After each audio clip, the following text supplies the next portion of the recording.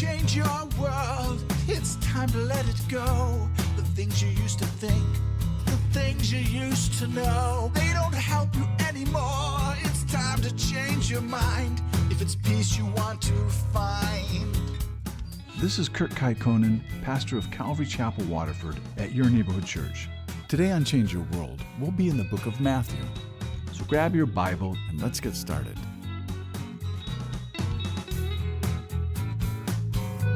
It's time to change your world. You need to let it go. Oh, oh. And so it almost seems like the centurion is looking for a way to spare Jesus from being criticized from going into a Gentile's home.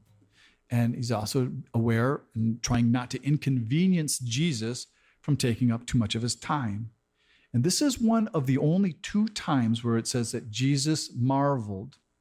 And here it says, Jesus marveled at this man's great faith. And he said that he didn't even see this kind of faith among any of the Jews. And the other time that Jesus marveled, he was actually talking about the Jews because he marveled at their unbelief. And you can read that in Mark 6:6. And then Jesus states that many will come from the east and the west, and they'll sit down with Abraham, Isaac, and Jacob.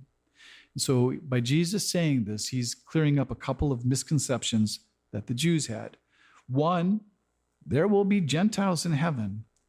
And the second, well, they'll be eating with us. And then the third is that heaven is made up of Jews and Gentiles. And then he also clears up that many of the sons of the kingdom, which is talking about the Jews, that they're not going to be there, that they're going to actually be going to hell. And that's because God's not racially biased at all. He sees all of us as one race. He sees us as the human race. We're all the race of Adam. And so then Jesus, he sends the centurion away, and he tells him that his request for his servant's healing will be done. And it was done. And it says it was done that very hour. So if this was all the very same day, we would see that Jesus, he finally made it home. But like I told you, this isn't the same day.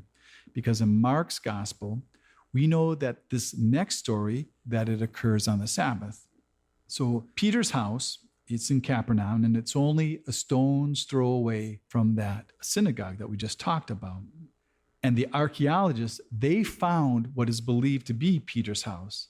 And they've built this building over it, and they have a glass floor, and you can look and you can see all the ruins. And you would see that this house, it would have had a really lovely view of the lake. So Peter, he had a nice home. And so when Jesus, he walks into Peter's house, where he was probably staying, he finds Peter's wife's mother, and she's in bed with a fever. And so it's just a minor illness. And a Jewish rabbi, he wouldn't have even given it a second thought because she's a woman. But Jesus, he comes and he touches her hand because Jesus cares about even the smallest things that trouble us. Jesus doesn't just care about the big things like leprosy and paralysis. We can come to Jesus with the smallest request. We can ask him for minor, small miracles, for healings, for just headaches, and for a fever. So Peter's mother-in-law, she gets up, she feels great, she's been healed, and then she begins to serve the Lord. And it's a really good thing. She probably got him some dinner, because after the dinner and when the sun sets, because you have to realize when the sun sets, the Sabbath is over. Because the Sabbath, it started at sundown on Friday, and it ended at sundown on Saturday. It usually ended when you could see 3 stars up in the sky. But see, on the Sabbath, you're only allowed to walk so far. It was called a Sabbath day journey. You're only allowed to go a little ways far from home because that was a day of rest. And so now the sun's gone down, it's evening, but now all the people, it's a Saturday night. They have nothing better to do. So they're all going to go to Peter's house. Let's go to Peter's house. Let's go see Jesus. And so they do. They go to Peter's house and they bring everybody they know who's sick and everybody who's got a demon. They all bring them over to Peter's house. And so then they have this healing service. And this healing service, it went on for a long time because it wasn't just like one big mass group healing, but each individual was healed separately. And then you have all these demons who are being cast out. And you know, I don't know if you know anything about demons or what kind of life you have around demons, But you can imagine what kind of relief that would have brought to the people that had to live around these people that were possessed. Because it could be someone you loved, or it could have been someone you cared for. And you're having to live with this unstable craziness that always comes with demons. And now it's gone. And now your family member's back, and they're back into their right minds, because you never know what a demon's going to do. You don't know if you're going to go to bed and the demon's going to wake them up, they're going to murder everybody in the middle of the night, or that the demon would actually take the victim of who they're possessing and try to make them commit suicide again. And there would be no more of these outbursts of anger or the cursing, because with demons, you just never know what's going to happen next. So this really, though it's just one little line in here, but you have to realize this was a great relief to so many people. In Matthew, he records this as a fulfillment of Isaiah 53:4, where it says, he himself took our infirmities and bore our sicknesses. And what you need to see here is that Jesus is fulfilling this through his life here. He's not fulfilling the scripture just by his death on the cross, but here it's a fulfillment of his life. And you see, we can see sometimes that Jesus, he still heals people today, but it's not right when you're taught that you can demand a healing from Jesus because of his atoning work on the cross. It's understandable that not all illnesses are healed, because there are people that will claim that God's will is that he would heal all your illnesses because of the cross. But what they're doing there is they're misinterpreting the scripture. Sickness is a consequence of Adam's sin. And there will be a day where there will be no more illness. There'll be a day when there'll be no more sin and there'll be no more death. And even though all your sins can be forgiven now, sickness and death, well, those things are going to be dealt with later. So now we have Jesus, and he's at the very height of his popularity because people have seen all his miracles and they've heard all these great teachings. And so now the scribe, he wants to become a disciple. And Jesus never tells him that he can't follow him. But you have to realize that Jesus, he probably received quite a few offers like this of people saying that they're going to follow him anywhere. But the way Jesus traveled, it wasn't glamorous. And he was going to be honest with all those who would follow him. And Jesus, he's not trying to talk people out of following him, but he's not promising any comfort or luxury, and he's not promising them any type of authority. And if you think that's what you're going to get by following Jesus, you'd be mistaken. And so Jesus tells this scribe, I don't even have a place to sleep. Because the scribe, he may have thought that he had something to bring to the table, that he may have been quite an asset to Jesus, because a scribe is basically a lawyer in Jewish culture.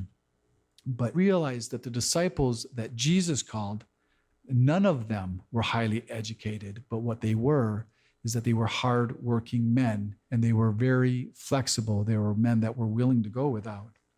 And right here is the first time that Jesus ever calls himself the Son of Man, which seems to be Jesus's favorite messianic title for himself.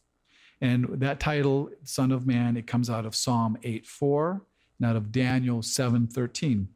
And what this title does, it truly shows Jesus's humility, because Jesus could have just as well gone around calling himself the Son of God, because he was the Son of God and he still is the Son of God. But Jesus uses this term Son of Man 78 times in the gospel, and 30 of them are right here just in Matthew. And then the next person that he goes to speak to is this one that's hesitant to follow Jesus. And this disciple, what he's doing is he's asking Jesus permission to go bury his father before he follows Jesus. And it almost sounds like Jesus is kind of being cruel here, that the poor guy can't even go home and bury his poor dad. But the problem here is that his father hasn't died yet. So what this disciple is telling Jesus, he says, well, sometime in the future, I'd like to follow you. But right now, I got more concerns about being home. And because what it was is he goes, I need to secure my inheritance. But when my father dies and I have taken care of my financial security and my family responsibilities, well, then I'd like to go follow you. But then Jesus, he says, there's no good reasons for not following me right now. So Jesus corrects him. And he tells him, he says, let the dead bury the dead. And the reason is there's a cost to discipleship. As disciples, we're not to be able to put any obligation or family matters above our service to following Jesus. Jesus is the path to life. All other paths besides following Jesus, they only lead to death. And as Christians, we can fall into the same trap where we know in our own hearts where God has called us to follow him. But we have conditions that we make that we want him to fill, that we want to happen first. It can be things like wealth, or it can be things like family that we put first instead of responding to God's call to our lives. And when we do that, we allow other things to get in the way, it's always a mistake. But these are things that each of us have to examine in our own lives. I have no idea what God's calling anybody here to. But I do know most people, they always try to make deals with God, to make deals with him to have our own ways instead of going to where he's calling us to. Or maybe sometimes we try to postpone God's calling on our lives. But as a disciple, we need to follow Jesus no matter where he's leading us. Because the only safe place for a sheep is to be with his shepherd. So sometimes following Jesus, it looks like going somewhere where you don't want to go. But other times it can be staying. And it can even be staying when you don't want to stay, when you actually want to get away. And next week, we're going to see that because next week, we're going to be dealing with the two demoniacs. And one of them, he begged Jesus to allow him to go with him. And Jesus told him to go home to testify to the people where he was from. So sometimes following Jesus is just staying where you're at. So last week, we left Jesus after his all-night healing service at Peter's house, which started in the evening at the end of the Sabbath. And in the excitement of that moment, people are offering him their lives to be his disciples. And no matter how sincere they were in that moment, Jesus' response to them, it helps us to see that when things don't quite go the way that people want them to go, their commitments are short last. And so now here we are at the height of Jesus' popularity, and the crowd is pressing on him. And so Jesus, he gets his disciples and he puts them in a boat. And so they're going to cross the Sea of Galilee and they're going to go to the other side. And Jesus, he is so human. He is just like us. And he is so tired that he goes into the bow of the boat and he falls asleep right away. The Sea of Galilee, it's 13 miles long and it's 8 miles wide. And it's surrounded by hills. And so it's almost like being in the bottom of a soup bowl. And it's not uncommon for the winds to blow and to whip up a catastrophic storm on this lake. But this had to have been an uncommon storm or a greater than usual catastrophic storm for these men to be afraid. Because at least 7 of these men, these disciples of Jesus, they were professional fishermen. And they made their living on that very same lake every day of their lives for years. And they'd seen great storms on the Galilee, but they'd never seen anything of this magnitude where they were sure that they were going to lose their lives. Now, in this area, I know exactly what it's like to be like Jesus. I can almost take a nap anywhere and any time. And I'm often also woken from my naps by the people I love. And they always tell me that they're all perishing. But perishing at my house is a lot smaller than the storms on the Galilee. It's usually like something got broke or the dog didn't quite make it out on time. But these disciples, they woke Jesus up and they woke him up and they were hysterical. And they're saying, Lord, save us. And Jesus here, who is always so understanding, he couldn't understand why they were so fearful. And so he asked them, why are you so fearful? Well, you of little faith. Now, Jesus doesn't say that they have no faith. He just says, but little faith. And if they had been able to think about it for a minute, they would have probably been able to come to the conclusion, why would God take us out here to destroy us? And right here, Jesus, he could have said something like, after all you've seen, don't you believe God has plans for us? Plans for me and plans for you. And it kind of reminds us of how the children of Israel were after seeing God's great deliverance in Egypt and how they accused God of trying to destroy them out there in the wilderness. And we know from Mark's gospel that Jesus, all he had to do is he said, silence or peace. And then he said, be still. And the sea immediately became calm. And it wasn't that it gradually became calm, but immediately. And then these disciples, it says that they marveled at who Jesus was because they hadn't been seeing Jesus as the creator of the world. They weren't aware that he had this kind of power, the power over nature itself. And we can read about that power, and it's also written in Psalm 89:9, where it says, you rule the raging of the seas. When its waves rise, you still them. And that's exactly what happened here. And so we can see from this one little trip, from just leaving Galilee to the other side, we can see that Jesus, he was tired, that he is tired in his full humanity. And then we see him ruling the raging of the seas, commanding the very elements. And he's doing that as the creator, as God. And this storm, it wasn't due to the disciples' disobedience. They experienced this storm because of their obedience. Jesus here, he could have prevented the storm. He could have even kept them from ever going into the storm. But this was God's will for them, to lead them into this storm on purpose to teach them who Jesus is. And this is the same for us.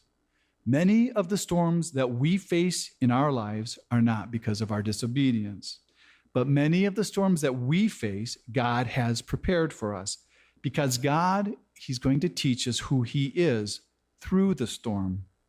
Or else, how else would we ever learn that Jesus has power over the storms in our lives, that he has this power over the sea and over the waves, that he has the power to bring us peace even when we're perishing. And one day we will all perish. And Jesus, he'll save us on that day, and he'll actually save us from our very own death. Because Jesus, he doesn't only have the power over the wind and the waves, but Jesus has the power over the grave. And I've heard this said, and I believe it's probably true, that all of us are either in a storm, or we're just coming out of a storm, or just about to go into a storm, because that's how life is. But if you are a disciple and you're in the boat with Jesus, you're going to be fine. But how many of our storms that we go through do we accuse Jesus of not caring, that we're just like the disciples here, that we have little faith, not no faith, but just little faith?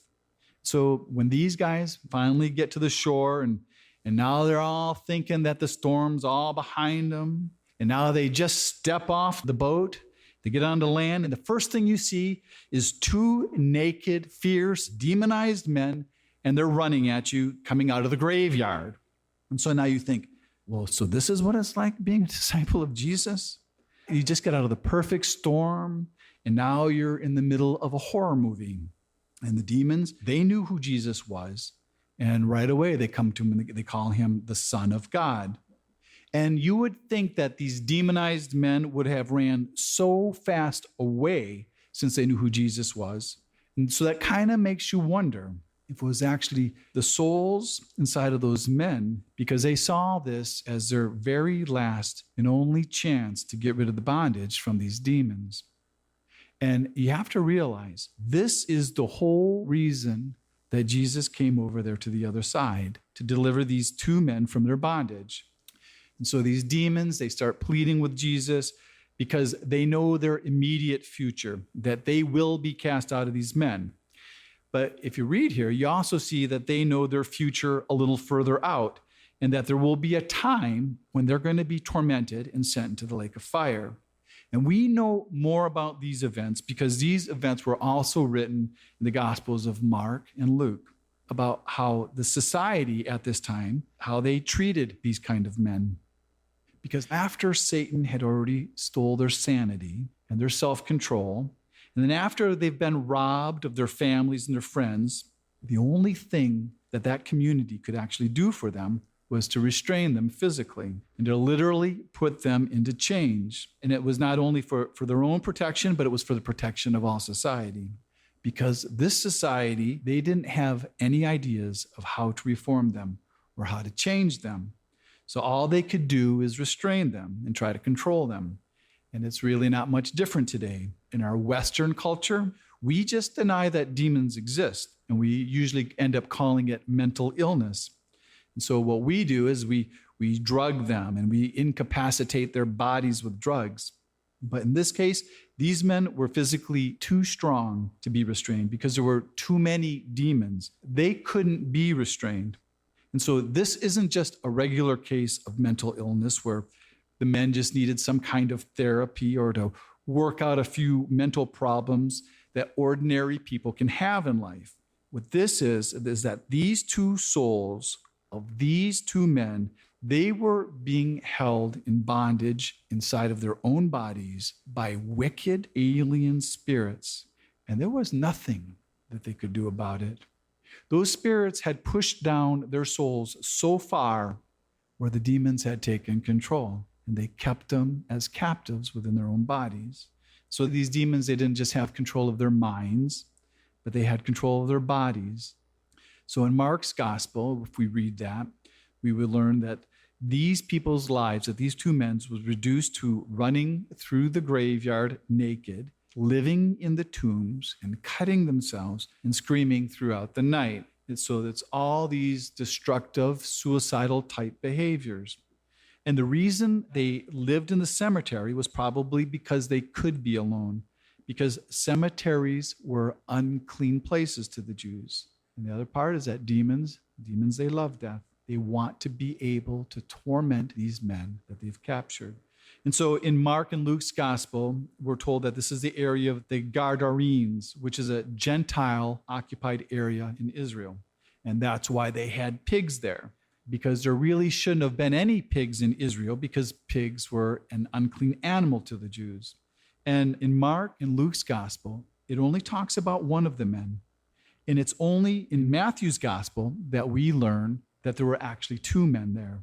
And it's the man that's written about in Mark's gospel where Jesus, he goes and he asks him his name. And he tells him that his name was Legion because he says there were so many demons. And a Roman legion is 6,000 men. And so this legion of demons, they begged Jesus permission to go into 2,000 pigs. And Jesus gave them that permission. And so this is the first mention of deviled ham in the Bible. But these pigs, they would rather be dead than demon-possessed. So what they did is they ran down the hill and they drowned themselves in the lake. And it kind of makes you wonder, why are there so many people today who actually seek demons through their pursuit of magic or to try to achieve psychic ability or whatever power they think they can gain from the spirit world? But these pigs were smart enough not to do anything with demons. And so with the one man, the one that's not written in Mark, we never find out whatever happened to him. But the one who had the legion, we're told that he sat clothed and in his right mind. And you can imagine how wonderful that would feel after being crazy for what seemed to be forever, for living a nightmare of horror every day.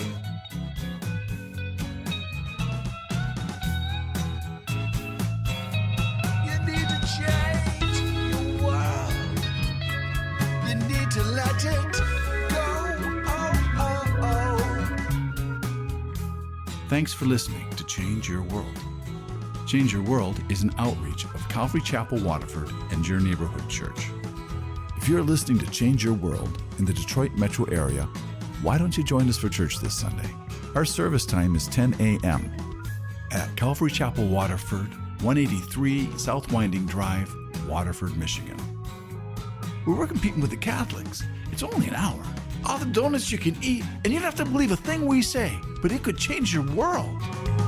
You need to change your world. The rest of today's message can be heard at yourneighborhoodchurch.org. So check us out and download the app. And until next week, remember,